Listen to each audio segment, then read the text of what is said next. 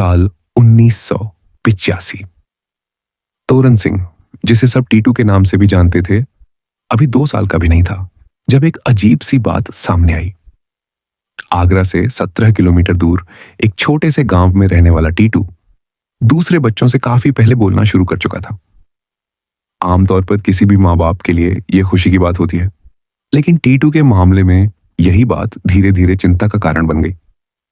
जब टीटू 2 साल का हुआ तो उसने अजीब अजीब बातें कहनी शुरू कर दी। जब हम उससे पूछते कि हम कौन हैं, तो वो कहता, तुम मेरे घर के नहीं हो। वह अपने पापा से कहता, मुझे मेरी बीवी और बच्चों से बात करनी है। यहां मुझे खाना तो मिल रहा है, लेकिन मैं उनके लिए बहुत परेशान हूं। यह सुनकर उसके माँ बाप हैरान रह जाते। जब उसकी मां ने पूछा कि वह किसकी बात कर रहा है, तो टीटू ने सीधे जवाब दिया, मैं अपनी असली फैमिली की बात कर रहा हूं जो आगरा में रहती है। वह कहता, मैं तुम्हारे यहां जन्म लिया हूं, इसलिए तुम मेरे माँ बाप हो, लेकिन मेरे असली माँ बाप आगरा में हैं। बार बार वह अपने माता पिता से कहता, आप लोग मेरे असली पेरेंट्स नहीं हो, मेरे असली माँ बाप आगरा में हैं। कभी कभी वह रोने लगता और कहता, मुझे यहां नहीं रहना, मुझे अपने असली घर जाना है। शुरुआत में सबने उसकी बातों को एक छोटे बच्चे की वाइल्ड इमेजिनेशन समझा। सबको लगा कि वक्त के साथ साथ ये अजीब भ्रम अपने आप खत्म हो जाएंगे, लेकिन धीरे धीरे हालात और गंभीर होते चले गए। साल 1988 तक, जब टीटू 5 साल का हुआ, उसका बर्ताव और भी अजीब हो गया। एक दिन उसने कहा, मेरा असली नाम टीटू नहीं है, मेरा नाम सुरेश वर्मा है। उसने बताया कि उसकी बीवी का नाम उमा है और उसके 2 बेटे हैं, रोमू और सोमू। उसने अपने पिता का नाम भी बताया, मेरे पापा जी का नाम चंदा भारती है। लेकिन टीटू यही नहीं रुका। उसने आगरा में अपने घर और अपनी दुकान के बारे में भी बताया। दुकान का नाम था सुरेश रेडियोस, जो सदर बाजार में थी।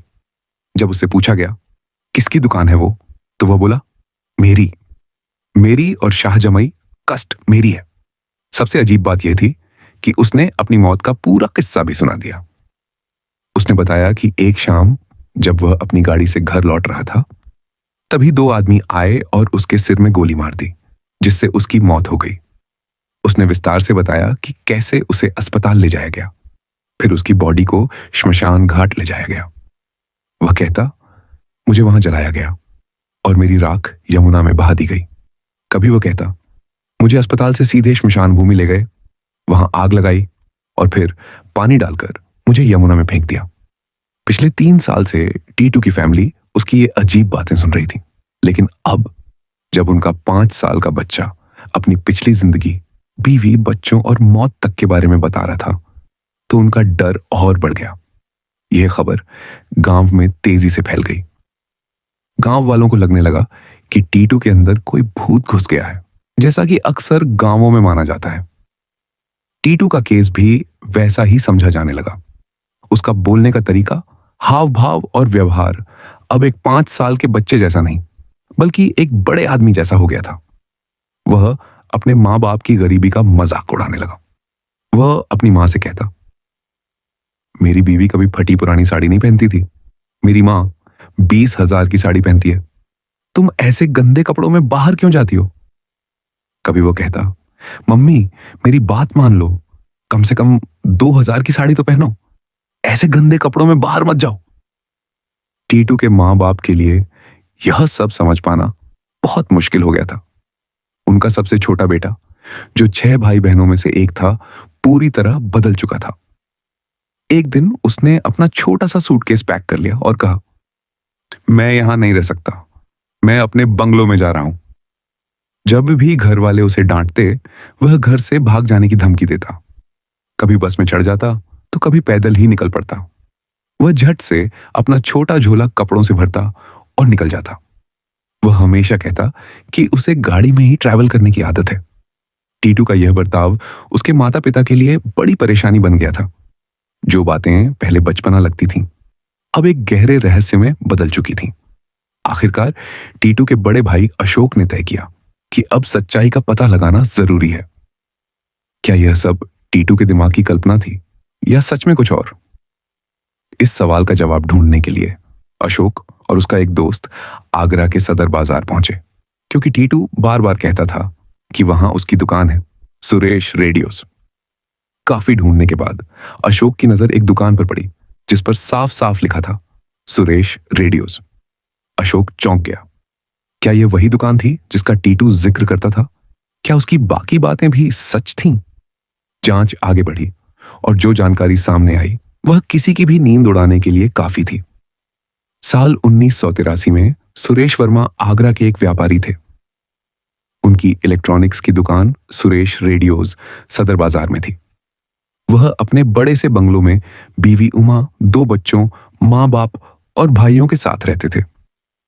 28 अगस्त 1983 को, यानी टीटू के जन्म से सिर्फ 4 महीने पहले, सुरेश अपनी सफेद रंग की फिएट गाड़ी से घर लौट रहे थे। जैसे ही उन्होंने घर के गेट के सामने गाड़ी रोकी और हॉर्न बजाया, 2 अज्ञात लोगों ने उन पर गोली चला दी।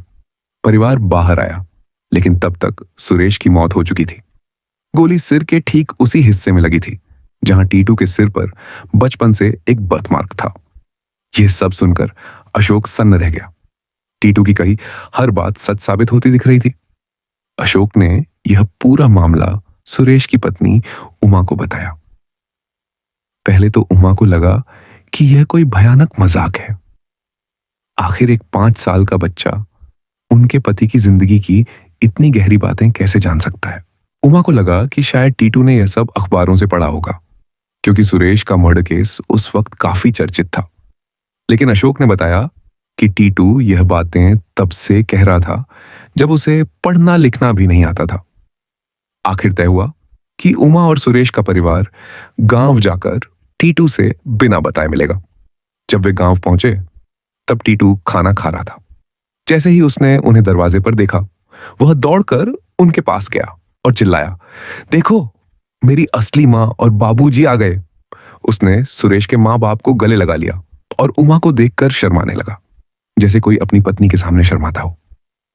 उसने डोलपुर के मेले का भी जिक्र किया, एक ऐसी याद जो सिर्फ सुरेश और उमा के बीच थी। उमा पूरी तरह चौंक चुकी थी। जब परिवार वापस जाने लगा तो टीटू ने कहा कि वह भी उनके साथ आगरा जाएगा।